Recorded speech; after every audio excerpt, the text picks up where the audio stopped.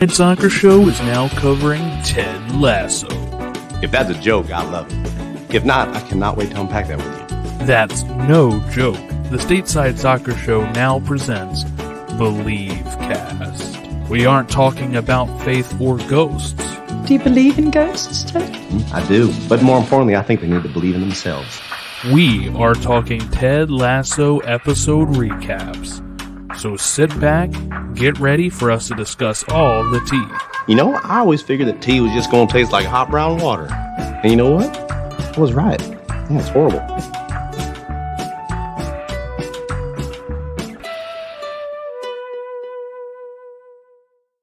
Hello and welcome to Believe Cast, presented by Stateside Soccer Show. So you'll be hearing us on the Stateside Soccer Show feed, as well as the Believe Cast feed, where we have Ted Lasso recaps starting from episode 1 of season 1. I am Jordan Wiegand, and with me, as always, is Logan Stump. Onward, forward, my friends. The Coach Beard to my Ted Lasso. Honestly, that's what, you know what, it was funny. I was watching it last night and I was like, I am Coach Beard and you're, that's why I grew it out. Like I'm growing it out currently. I just need the sunglasses and the visor. A man of very little words. I am a man of a lot of words, so maybe not quite like Beard, but close. Yeah, we'll have to talk about it because I'm sure Beard is up there for you, right? Because you got the Funko. 100%. Yeah, absolutely.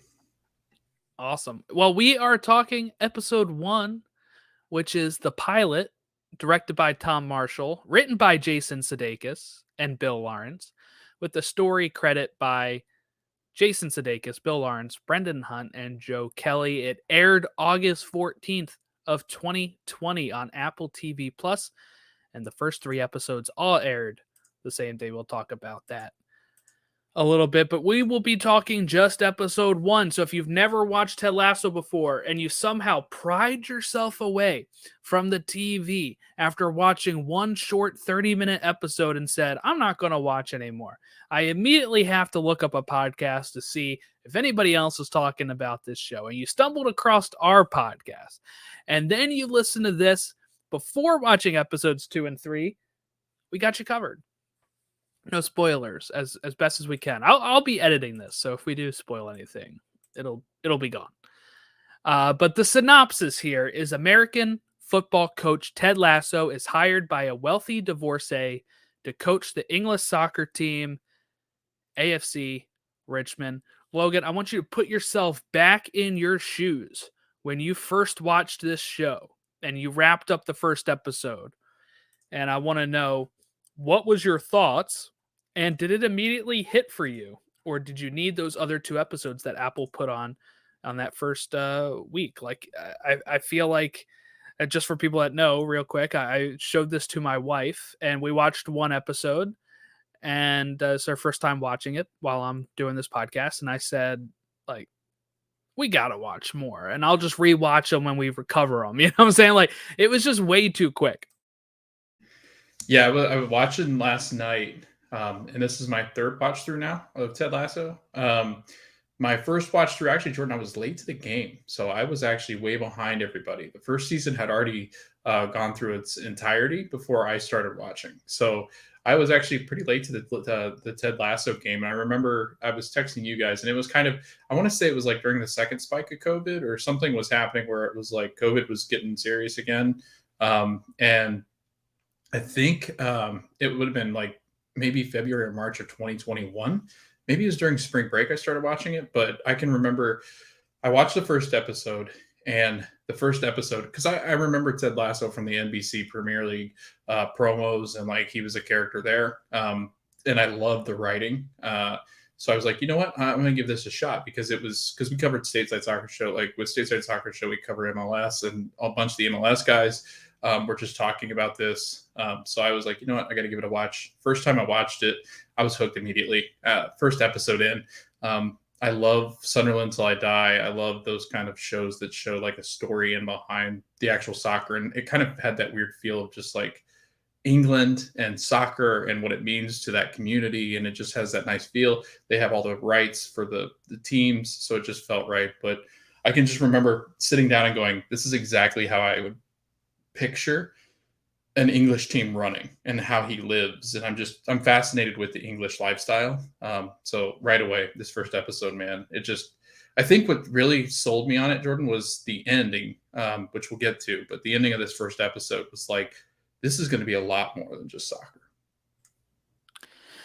Yeah, we were both late to it because I think I didn't start watching until I got a free trial on Apple TV due to my new cell phone, which was I think it was literally a couple months before season 2, because I was like, wow, like this works perfectly. Like I'll catch up on season 1 and then season 2 comes out.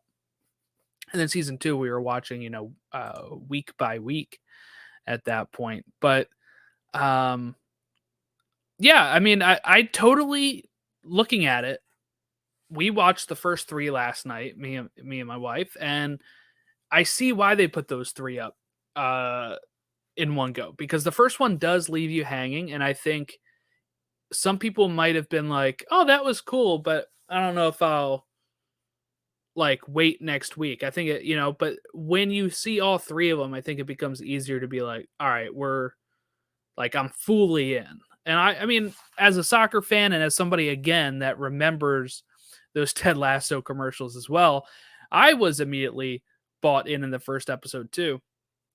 But I can see why Apple would be like, we need to put these 3, right? Like, this will be an hour and a half of your time and you'll enjoy it. And I think most people did. But I remember when they broke the news that this was going to become a show, and I was like, the commercials, they're going to make that into a show? How's that even going to work? Pretty well, apparently. They had to, actually make Ted a more interesting character than those commercials where he's just really an American blowhard in those. But yeah, that was something that I thought was really interesting. They put those 3 up there. We're only talking episode 1 today, and I'll tell you what Joy's reaction was to episode 1 as we get to that end too. But what we'll also be doing as we go through the show, because we're about to start going through plot by plot here and see what happens, we'll also be giving our Richmond player of the episode. Each of us will DM a player that we thought was the Richmond player of the episode, meaning like an MVP, but not on the coaching staff or the ownership. We're going to pick an actual Richmond player and say, this person really stood out to me in this first episode. And then we'll also just kind of talk favorite characters as well after this first episode. Okay. Next thing I wanted to talk with you about, Logan, is this theme song. This one has grown on me, I think, a bit. I remember the first couple episodes, I was like, really, this doesn't feel like it matches the show, right? Like, but I think I've kind of come around on too much. And to be honest, it's nice having a theme song that has words, because most shows nowadays do not. Most shows nowadays are just like title card, and they don't even bother with a ditty. They don't even bother with a song. So I did really enjoy having a theme song. But I want to get your thoughts here on this theme song, which is written by one of the Mumford and Sons guys? Yeah, Marcus Mumford is who it's written by. Somehow. Yeah. Yeah. Because I love Mumford and Son. I've always enjoyed their music, and I'd listened to their music long before Ted Lasso. But you know what's funny is Bill Lawrence does this show. He also did Scrubs. He was the creator of Scrubs. And I was a big Scrubs Spin guy. City with Michael J. Yeah, Fox. Spin City. Yep. Cougar Town, if you're into that. But yeah, he's been on a show that I loved and adored as a high schooler, which was Scrubs. And you know what's weird, Jordan, is that like he must have this kind of similar thing when he's picking. I mean, I'm assuming that it was he and maybe Sudeikis and Kelly and them, but I'm assuming that he had a huge hand in picking the theme song for Ted Lasso. And Superman is Scrubs. I believe it's called Superman. Scrubs's theme song. And when it first starts out, it's like what you said. It's kind of like, this doesn't really match like Scrubs. And then you get to know the character and you're like, oh, okay. Yeah, this makes a lot of sense. But I love this intro. Does it show the immediate intro like the first episode? I know sometimes it doesn't. I can't remember if it shows, that's like, what's him. funny. Joy was getting ready to take this picture of her watching the show. Yeah. And she stops and she's like, will they do a title sequence? And I was like, there is one, but I don't know if it's in this first episode. And then Right. she takes the picture of like the opening and then the theme song kicks in. I'm like, oh yeah, it is in this episode. Okay. I But couldn't so yes, remember. it was a theme song. I know some shows don't do it in the pilot. So I was like kind of surprised that it did. But I love this. I mean, I love the intro. I love when he goes up and down the I like the stairs. And he sits in seats. yep. I like the seats turning colors and it's spelling out his name. It's all really wonderfully done. I have the soundtracks, all the soundtracks, because I think this is as we get more into it, we can even talk music just because of how wonderful all the music is that goes along with just his, like, you can just tell, like, even the instrumental, it just kind of has this Ted Lasso feel to it. So, but yeah, no, love the theme song, love the intro. Yeah, I have the theme song on. I don't have the soundtrack. I have just the theme song. I bought that. I have this whole playlist of TV theme songs. So it's sitting there with Murder, She Wrote, Matlock, and Happy Days right now. Theme songs I've been listening to. Okay. All right. So we start off with recently divorced Rebecca Welton, who has now become the new owner of a fictional club, AFC Richmond. If people did not know, this is not a real club, who is struggling in the Premier League. I think struggling is a little strong. They were mid-table, which is fine. If you're somebody that's not a soccer fan, mid-table for Richmond would be probably really great. But you know, they were not. It was still early in the season, right? Like I think they said they lost a few games in a row or something. But so she calls in the manager that is currently the manager, and he gets the boot here, and he is a very chauvinistic manager here, really degrading to her. Had no fear of her, even saying stuff like about her impressive chest, right? Like stuff that, like, if you had brains you wouldn't be saying, but also it's like your boss, dude. Like, what are you doing? And she fires him, and we don't really know why at this point in the show, right? You're thinking, oh, okay, that guy was an ass, like, good for her. But then we will kind of get her motivation throughout the episode. But it like immediately cuts from this to the SVP, Scott Van Pelt, Ted Lasso bit. But your thoughts on this original manager and just our introduction to a character that's going to be the owner of AFC Richmond, Rebecca Welton?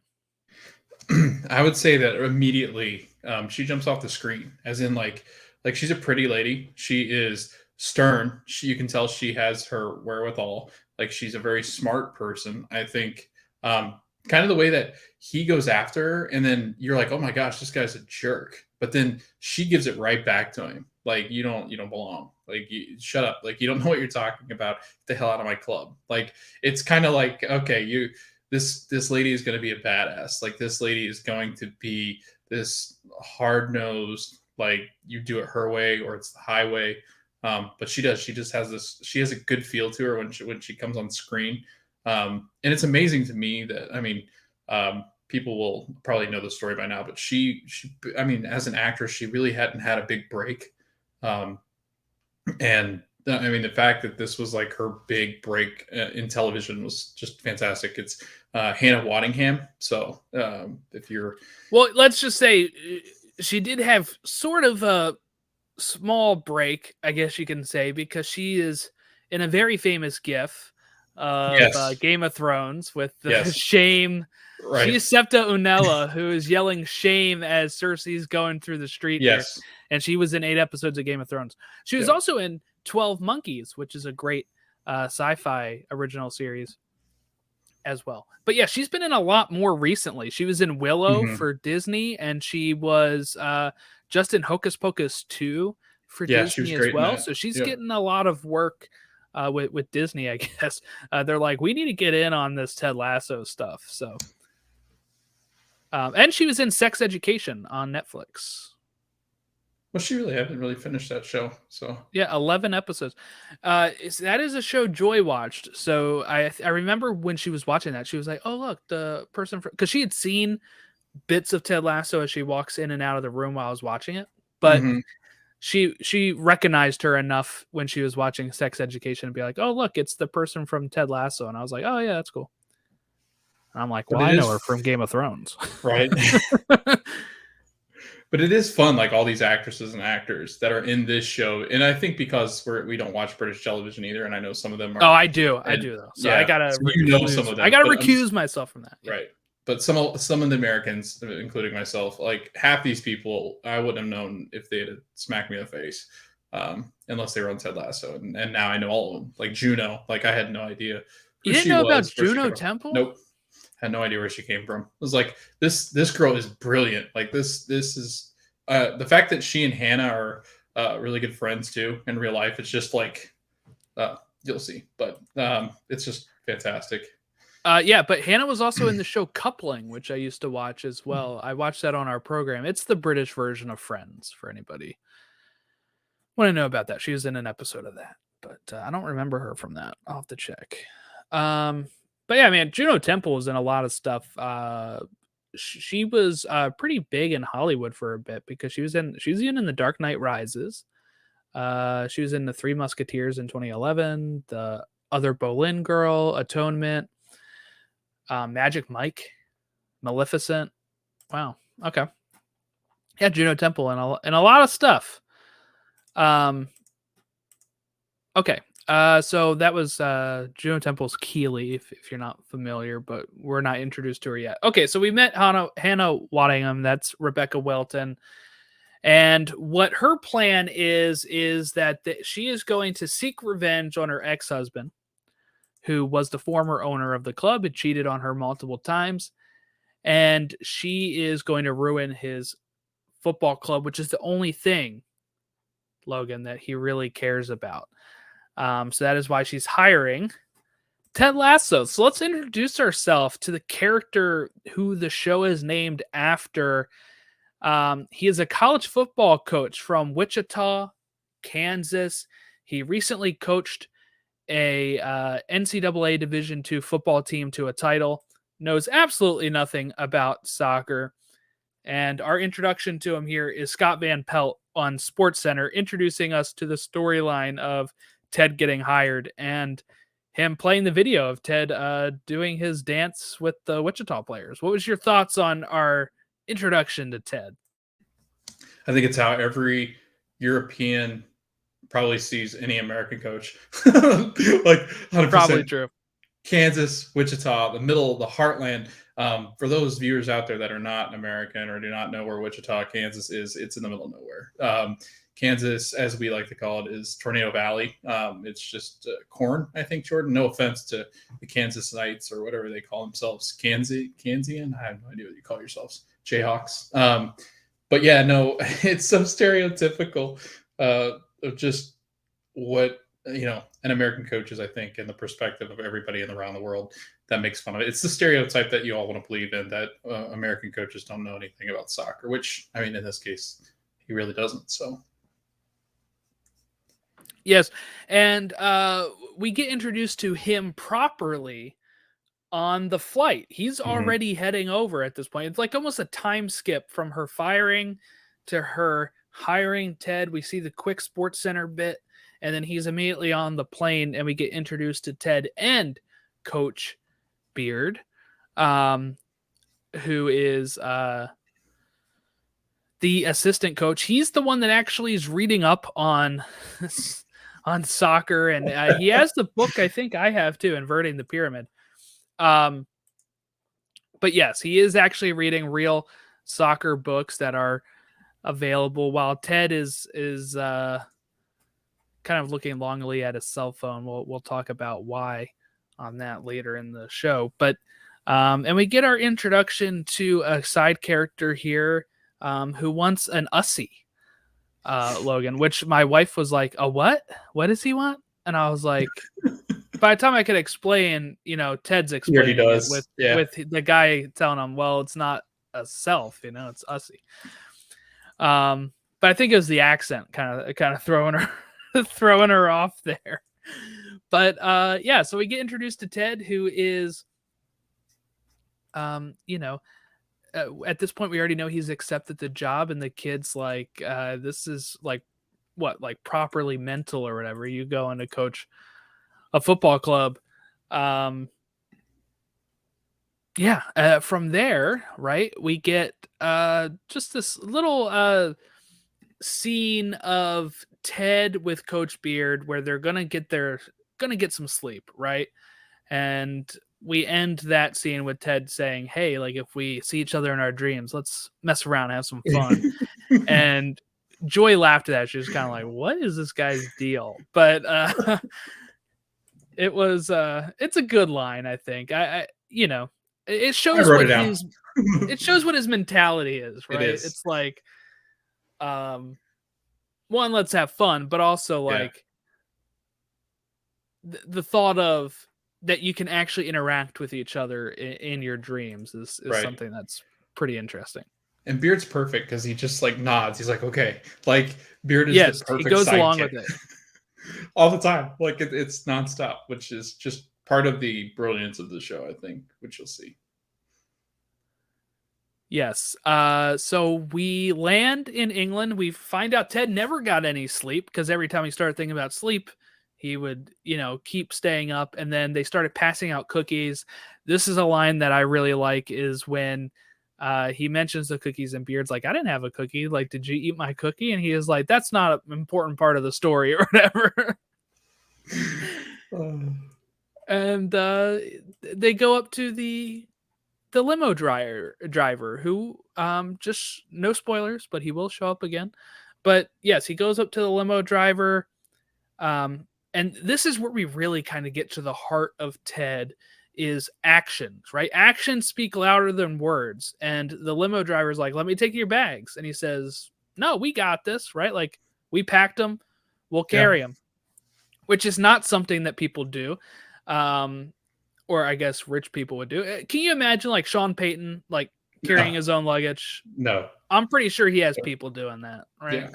Oh yeah, you can. It's always funny because athletes always have the little handbag. I'm like, where's the rest of their stuff? And like, clearly somebody has it. Like the equipment man is grabbing off the bus when the cameras disappear.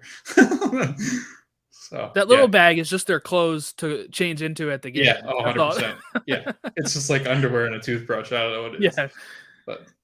But no, and I think this is something that makes the lasting impact on a few of these people, is the way that Ted acts, right? Mm-hmm. Like, he's cheery, but he also is not going to expect you to do something for him that he wouldn't do himself, right? So taking his luggage, he's going to do it, because why put it on this poor guy who's hired to just drive you around? Like, that driving around is the job, right? Not the luggage. So I think that's very interesting how Ted operates with that, and maybe why people will start to be won over by him, right? Because he and I think this is something that is also kind of a stereotype with Americans, with British people. I think a lot of times, we always hear that British Americans are rude, but I think a lot of people actually think from what I hear, that we're too happy, we're too positive, too nice at times, right? Like, if you go run into tourists out here, we'll help you in America. The stigma, right, of us going over there is that they don't want to help us because we're American at times. So I do think it's interesting that this is probably, like you said, the quintessential American mindset that British and other Europeans have on us. Because I have read that, like, people ask in England and stuff, like, why are you guys always so happy, or why are you guys always so nice? Mm-hmm. Like, why you guys want to talk to strangers? Like, it seems like that's not a thing. I can't say that, but my grandfather can hold a conversation with a guy in Home Depot, and you're like, "Oh, do you know that guy?" And he's like, "No, I just started talking to him about the tools that he was picking or whatever." You're like, "What?" Yeah. But it sounds like a very American thing. I don't think a lot of British people do that, from what I hear anyway. Yeah, I think the culture is different. Like, we were over there this summer, and it is. It's Like they respect their privacy and they respect like the boundaries that they set, and it's always just been that way. And there's nothing wrong with it. It's just different on how we interact with one another. But Americans, yeah, I've always heard we're too optimistic at times. Like we think everything's going to go our way when all that's quintessential Ted Lasso, right?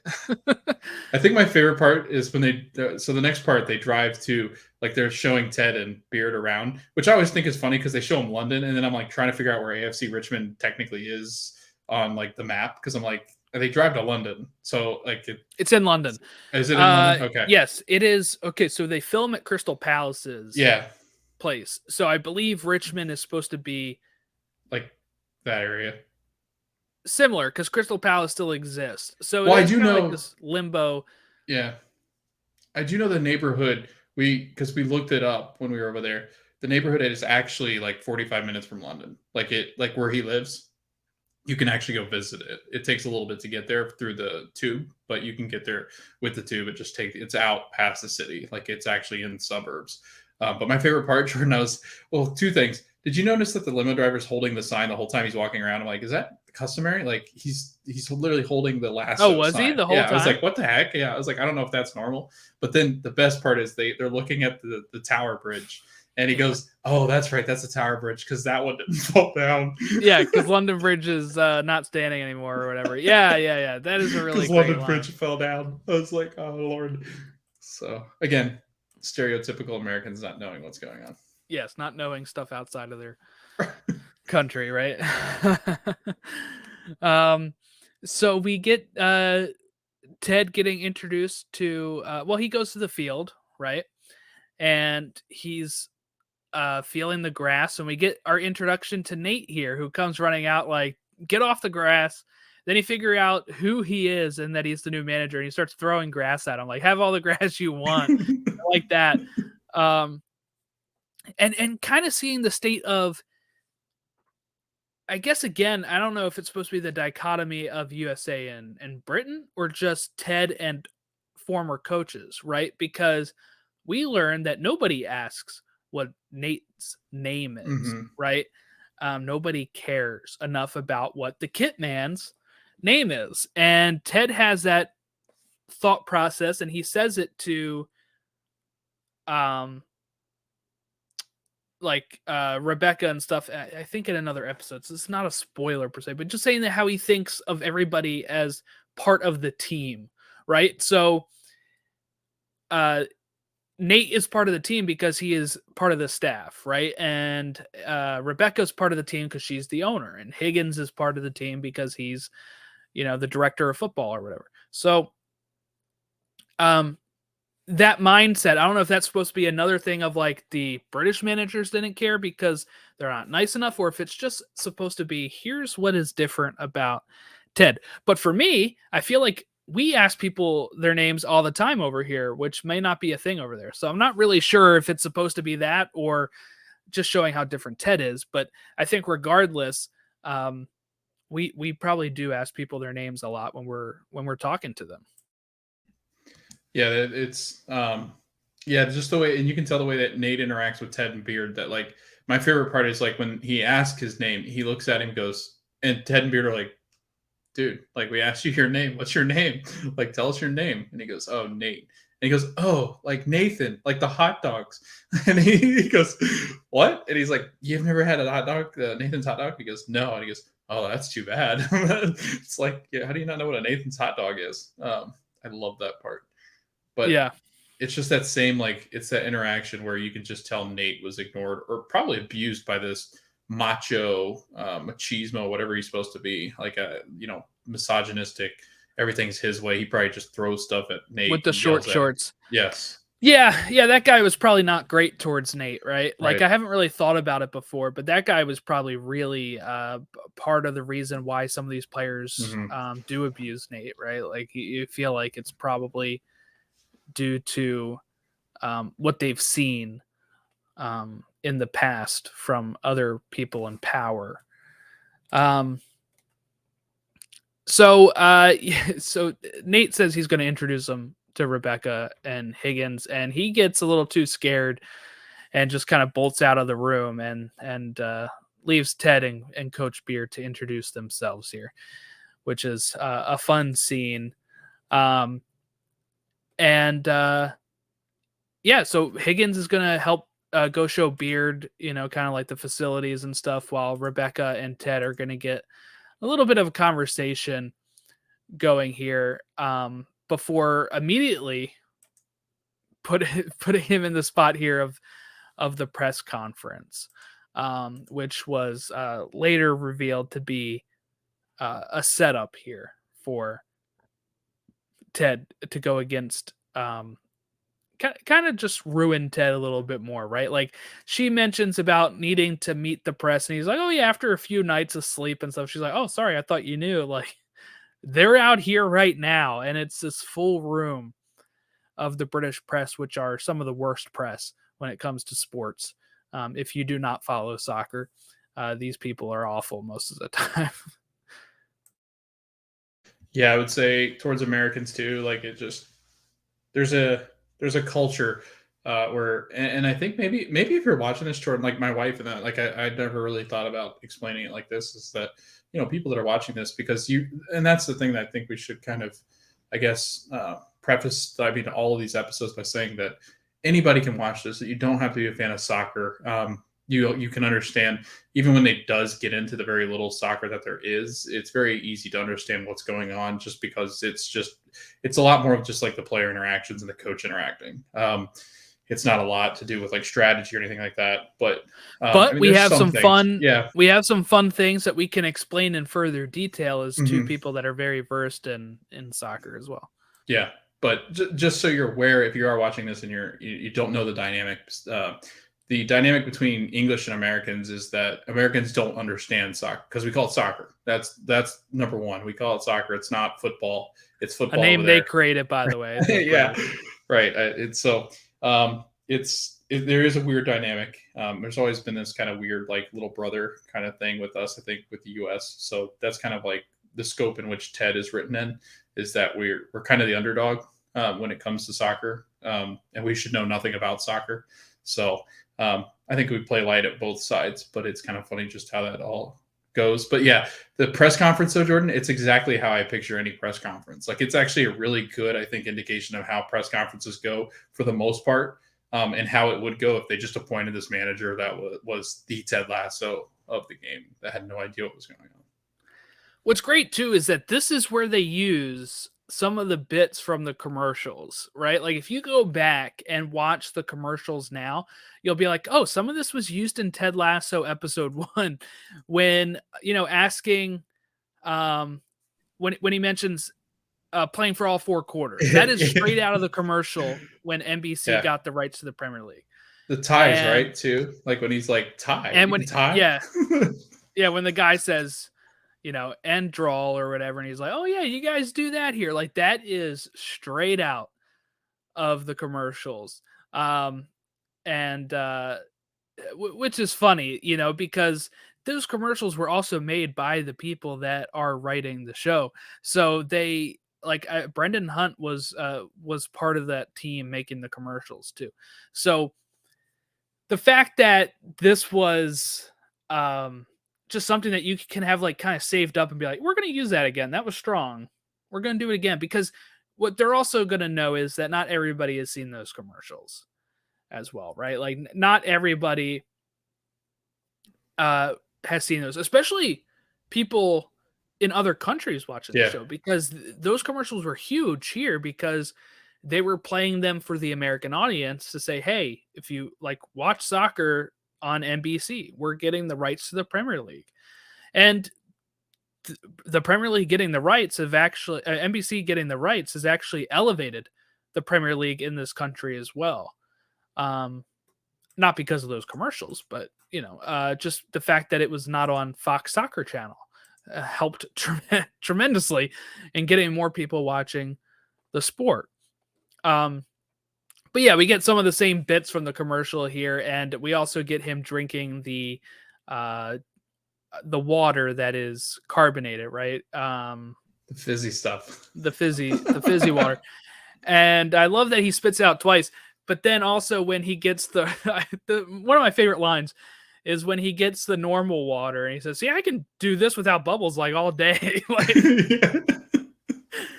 just showing how thrown off he was. And this is kind of the first weakness we see of Ted, right? Like when those questions are coming in and he's feeling a little overwhelmed by all of them. And then we kind of get introduced to a character that is very fun. Trent Krim of The Independent stands up and he asks, is this an effing joke?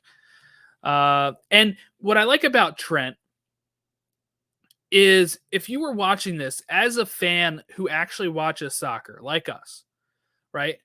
This whole idea sounds ludicrous of hiring a college football coach to coach a Premier League team. You're like, this is dumb, right? Like, why would anybody ever do that? Yeah.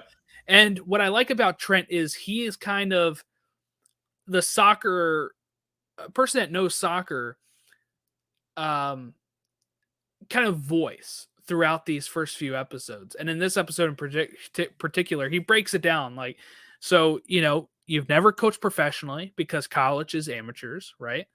So he kind of puts it in British speak as well. Like, okay, so you never coached at the pro level. You coached in the second division and, don't know a thing about football. And he's like, so is this an effing joke? And I just really liked that introduction to Trent Krim. And I think he's a really great and fun character in this show as well. And this is kind of where we see Ted start probably having a little bit of problems with the press and everything. So I thought that was really just a great introduction to some of these press that we're going to see throughout the show. Yeah, I think you did a good job of explaining. Like, Trent Krim is what exists to tell the viewers at home that this is an idiotic idea, because SVP is like, this is exciting for him. It's, this coach is going over there. It's like a kind of a cool story. Rebecca, when in front of Ted and around, people that are not Higgins, she's basically, applauding this hire. Like, this is a great hire. Like, this guy knows what he's doing. He might not know the game, but you guys need to give him a break. And she steps in during this press conference, like, you need to give him a break. What are you doing? But like, she's not going to tell Ted. Nobody's going to tell Ted. There's another character that does come up, but we'll get to that. But Trent exists in the first couple of episodes as like the guy going, this is stupid. Like, we all need to think this is stupid. There's no way this guy should be able to coach.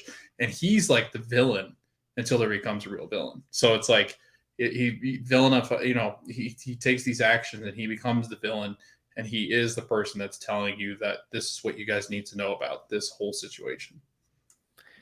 Yeah, when you say villain too, it's like, very loose villain, right? Because he's doing his job, right? Like, Logan, imagine if, for real, a college football coach got right. If a college football coach got promoted to the Premier League without knowing anything about the sport, there'd be all kinds of these type of journalists.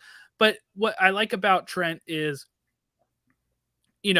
as I'm watching it, you're kind of like, can I suspend my disbelief here that this is actually happening? And Trent helps that by pointing it out, right? Like, he points out of like, this is ridiculous, but we're going with it. It's kind of like what the show's telling you right here, and I think it works very well. And I really like the actor who plays Trent as well, which is I'm looking for his name here. James Lance of The Independent is what Trent Krim is from, which is a newspaper, a real newspaper for England. He's Trent Krim, The Independent. Yeah. I love it. It's kind of like Bob Vance for refrigeration. He really is. So we get, I think also kind of, is this where we also get the history of, like, she takes him on a tour? Yeah, and he goes, I want to go on a tour. Before the press conference, though. Yeah. And in the tour, he's like, oh, this guy looks fun. And it's the her former husband. And he's like, oh, that sounds awful. And we also get her talking to Higgins about him too, saying she wants to put like a cricket bat up his ass, or something, real slowly over and over again, like a GIF, where Yeah. it's never ending. I think Yep. that's a really great line. And Higgins Higgins' goes- line of some people pronounce it GIF is perfect. Because what else do you say to that, right? You're like, I need to say something, but I don't want her to do that to me. So it's just like, some people pronounce it GIF. And Higgins, at the beginning, you're like, this guy has no backbone. And then there's a line later on that really tells you that he has got, like, he's just kind of a coward. He's been a coward to her husband. And, like, but then as time goes on, you'll see. But, like, I love that part. That's also the part, I think, where Ted Lasso, where she goes, do you want to go on a tour, Ted? And he goes, yeah, I'd love to see Abbey Road. She goes, no, Yeah. I've been to the club. He's like, yeah, we can start there, right? Like, yeah, it's great. Okay, so what we're gonna get to is Nathan is gonna drive them home, right? And I like this part too because it's them pulling up in this car, and because he's sitting on what is the U.S. driver's side, right? He's like, "Look, this car has no steering wheel," and he's like acting like he's honking, and Nate's doing that for him. While Beard is smashed with the bags in the back because it's this small car. That's another big difference between us and England is that we have a lot bigger cars and SUVs and stuff. But just how silly he's being here with being on the other side of the car is funny, and Rebecca's already kind of losing it at this point. Of this guy is a moron, and they drive off. But then this is, I think, the line that you're talking about, right? When Higgins is kind of worried about doing this, and she's like, well, if you can sneak all these women behind my back for my husband, then you can do this. Yeah. Yep. And you can just see him cower, like he's like a little weasel. What it reminds me of when he does it is Wormtail. Like, he reminds me a lot of, if you're Peter Pettigrew, the Harry Potter fans out there, you'll know what I'm talking about. It's kind of like that. Yeah. Oh, please don't hit me. But no, that's a great He line. reminds me of what's the guy from Office Space where he's with the stapler. Yeah. He is very like, similar to that because he's just like soft spoken, right? Yeah. So we get Ted going home and getting to his actual where he's going to be staying. It looks pretty nice, actually. And inside there is a basket waiting for him. I didn't catch this the first time. I didn't either. I caught it this time though. But the basket says Tim Lasso on it, which is amazing. Yeah. And we have Tim Lasso, and he's eating the snacks from it. He's going to give his son a call and ask how like school went, because at nighttime for them it's still like like he probably waited up to talk to his son at an appropriate time, which would be pretty late over in the UK. And this is where I think the show really catches you, because at this whole time Ted has been very happy, very optimistic, and we kind of see why. It's almost like a front, right? While he is optimistic at times, we also learn that his marriage is falling apart at this point. And the acting from Jason Sudeikis here is just top notch, because this whole conversation with his son, and then when the wife gets the phone, it's totally one-sided. We only hear and see Jason Sudeikis playing Ted Lasso here. We don't get any voice acting or any cuts to another actor for his wife talking, and he has to relay this information on, I'm giving you that space, and then I love you, and then him being like, no, you don't have to say it, like that kind of stuff. I cried the first time I watched it, but I cried again last night. I was like, this is so tough. My wife turns to me and says, that takes talent. And I think this is when she was pretty much hooked at this point, right? Is because it shows that it's not just a silly show. At that point, she was laughing at something Ted had done earlier, and she's like, this guy is just silly type of thing, and then you really get at the heart of it here with this whole scene. And it is just, I don't know, one of my favorite scenes of the season, I think, too, is just kind of setting the stage for who Ted is as a person and what he's going through, and how you never really know what somebody's going through, right? People say that all the time, but People used to think of me of the way that they think of Ted, and I don't mean that in like a compliment or a detrimental way. I'm just saying, like, I have so many people that when I was, you guys do this too, right? You and Matt, but saying how happy I am all the time, or people say All the that time. about me all the time, and I'm like, well, I mean, I don't know, I'm not always happy. It's just like when I'm in public or just hanging out and having fun, I'm happy. But there are times when you're sad or you're like feeling whatever, and a lot of times we only let ourselves see that, right? A lot of times we're not broadcasting that to everyone, and that's why people always say like check on your people, because a lot of the things with stigma on that kind of depression and stuff is, well, you haven't shown any signs of it. It's like, well, yeah, because nobody wants to hear about that, right? So I'm not going to broadcast that. I'm taking care of it myself, like that kind of stuff. And I just think that this showed it perfectly. This guy who's been so over the top happy and cheerful, having this really real moment where he's missing his son and his wife, and the wife isn't really missing him, right? Yeah, it's it's an interesting dynamic because this actually followed, because we didn't go over the part where he's like out on the field, and he has like his first interaction with the first team, because that was before, because he comes off the high, and he had been talking about like there's a scene in between where he went to meet the player. He went to meet the players, right?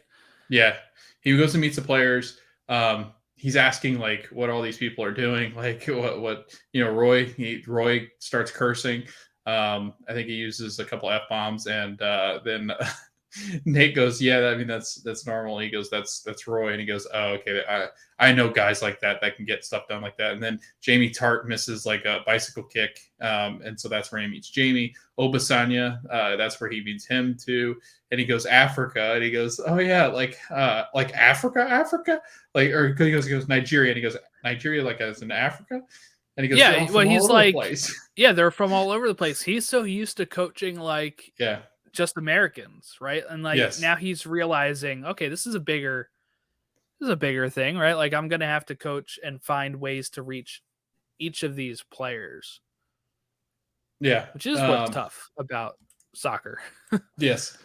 But then, so like he has all these moments. Then he goes in the locker room, he meets the players. He meets Keely for the first time, who is Jamie Tartt's girlfriend, and she's like this model, in England, and she's got he's got her nude pictures on his locker.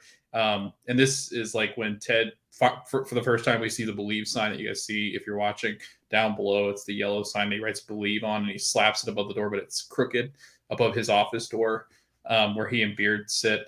And Roy just kind of gives him the cold shoulder. I think he calls him Ronald F. McDonald at this point. Yeah, I didn't think my career. because Ted compliments him on his career, right? Yeah.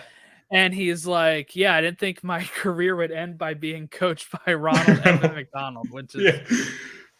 you have Jamie Tartt, who's going to go get waxed with his girlfriend. So like it's this young hot shot player. He knows how good he is. He is really talented. But you just can tell he's got this arrogance about him. He's got this beautiful girlfriend that all the guys are like hooting and hollering over. And she's kind of bored. She knows the attention's great. She likes the attention. But I think deep down, obviously, Keely's not really like that. She plays that kind of character for Jamie.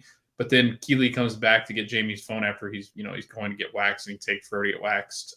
And she actually has a good moment with Ted where she sees him over by Jamie's locker, and he bangs his head on the locker as he backs up. And they have this cool interaction. She goes, your sign's crooked, and then they fix it. And he goes, yeah, hi, I'm Ted Lasso. He fixes it by making it more crooked. Yeah, right. Yeah, right. But she's like, yeah, I'm Keely. This is who I am. But you can tell she's starting to figure out Ted is really genuine. Like he really does care. He covers up the nude picture of her with tape. Yeah. So I mean, she really appreciates that. Yeah, she smiles. Because she's seen his meat around that locker room. All the guys are hooting and hollering. It shows that dynamic of a locker room. But the guys aren't really like, what? What'd you say? She saw what? She saw, what did I say? What did I say? It's not like you said she saw his meat. No. I was like, wait, I missed the part. No. She appeared to be meat in the locker room. Like she looked like meat. Right, there you That's go. what I said. That's what I said. She looked like meat to these guys, like because they're all in this locker room. It's a boys' club. They're all hooting and hollering when she walks in, and they give Jamie a hard time about it. But you can tell how genuine it is, and then that genuine feeling continues. And like you said, it's like this moment. He's goofy, he's lovable, he's all this. But then we get to see the whole different side of Ted. He goes home, and Jordan, what I think was a unique choice too, was like he's showered. Like I know that sounds weird, but he's like showered. He's got like his hair down. It's like over the side. He's got his PJs on, and he's just got like this moment of like he's a dad. Like he's you and I. Like he goes home, he showers. He's getting ready for bed, and then he calls his son. And he's like, "Let me talk to your mom," and that's when that happens. But you start to see this dynamic with Ted that it's much deeper than that, and that's when I think a lot of people that really didn't watch it to see the soccer part of it, they see this side of it and go, "Okay, I see where this is going." So it is interesting that you point out all the things that emotions and like depression and stuff, because like I said, like you said, I mean, I think you're probably the happiest person I've ever met. And when I say that, it's exactly what you were talking about. It's because you project that you're like, right. Guys, I've known Jordan for what, 8 years now? Or 10 9. years now? Oh, 10. Almost 10 years. Yeah, 10 years now. I don't think I've seen him angry except for once. And it was at a video game. It was like, he was not happy at a video game. Yes. But Jordan, you project happiness, but I think it's a very happy-go-lucky. Like, you don't let things get to you. Like you do, and you might show it when we don't see you, but you don't ever show it on the outside. Like you don't let it out. Life, if I'm a generally happy person, she'd probably say no. Like, oh my gosh, he's a Grinch. But that's just the way you've always projected. And again, that's what Ted always projects, that he's always happy. Which, what's interesting about that too is that you're probably wondering, why would Ted even take this job, right? And now we know. He took it to give her space.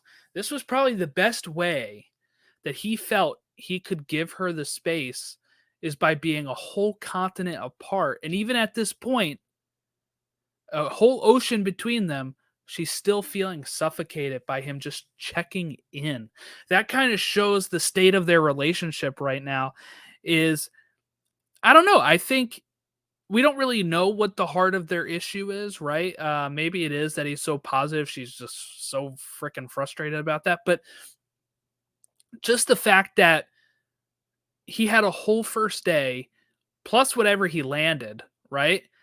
And was on the plane. So we're probably talking about maybe 36 hours, right? And he's calling to check on his kid. He's calling to check on his wife, who they're still married.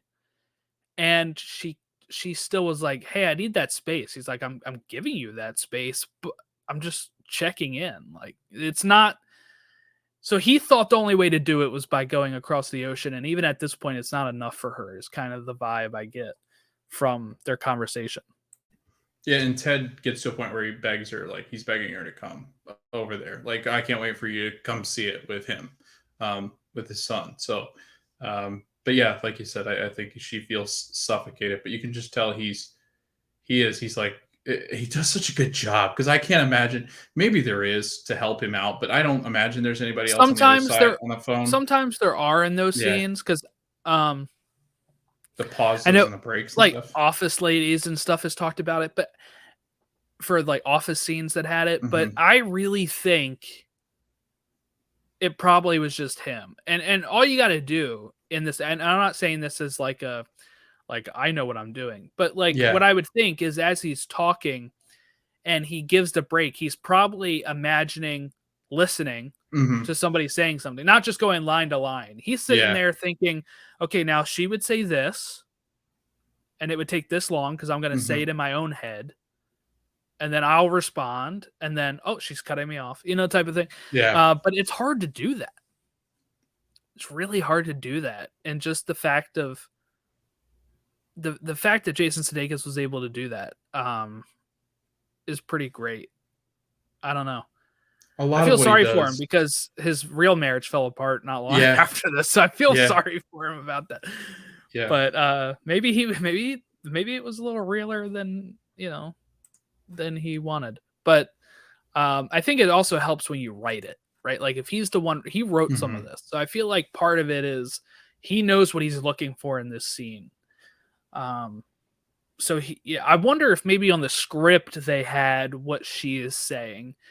Some places do that, like Chewbacca. Like when they write Chewbacca in Star Wars, he has actual lines that is written in the script, not just rah. It says like Chewie. It'll say like Chewie, and it'll be like, Han, I don't think we should do that. And then you'll hear Han's response of like, not now, Chewie, type thing. And it's to show like what the actual conversation is, but you're only getting the one side of it with Han Solo. So I wonder if they maybe did something like that. But this is what sucks about streaming, is that if I had this show on DVD, there'd be like special features, there'd be commentaries, stuff that we could be like, oh, how did you film this? Like, that is what is awful about streaming. And I hope at some point the exclusivity of Apple TV Plus goes away and this Warner Brothers can release this on DVD, because I think this would be a really great show to own. I need it physically. Yeah. No, I mean, you and I have talked about this. If it does last longer than 3 seasons, it's rumored to stop after 3 seasons. That it would be up there as one of our favorite shows. Definitely mine. Like up there is probably one of the best shows I've ever watched. It won. Was it the Academy Awards or Global? No, it was Global Emmys. Emmys. That's what it was. Where they were all winning everything. And you guys gotta. I think the other thing too to mention, if you are watching this as the first time, where you're kind of going through and watching, you didn't finish. This was a time during like August of 2020, so this was a time when there wasn't a lot to look forward to in the world. Not a lot of content. No. That's why this show I think really took off. Is that, and people get new phones, they get the free trial or whatever, and you're like, oh sure, I'll give it a shot. I heard good things. Right. Yeah. Plus, it was a dark time. I mean, we were living in a pandemic. We were just getting into it. I mean, if you look back, there was no real soccer on at this point. Yeah, no. There was no hope. Yeah, there was really not a lot going on. I mean, it was a dark time in the world. Things were going on here in the U.S. that were dark. It was just, there wasn't a lot of light, and this was one of those lights. Like, this was a big light. And I can remember people saying, like, this got people through COVID. Like, some people were depressed, and this got them through. And it's kind of like, those shows that we always go back and watch when we're not feeling 100%. But just wait.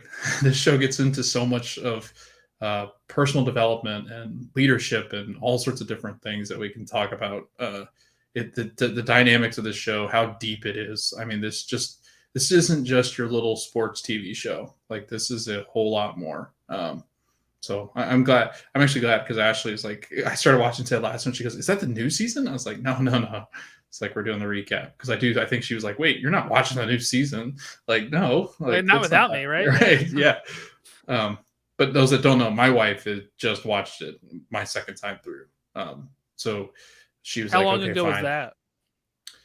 Gosh, when was that? That would have been, I think, when I was in summer with still teaching. So okay, I want to say it was in the summer, maybe something like that. I don't remember. It was within the last year though that we watched it. But we quickly went through them because they're only like 30 minutes max. Like those are the longest episodes. So this podcast was longer. Flew through them.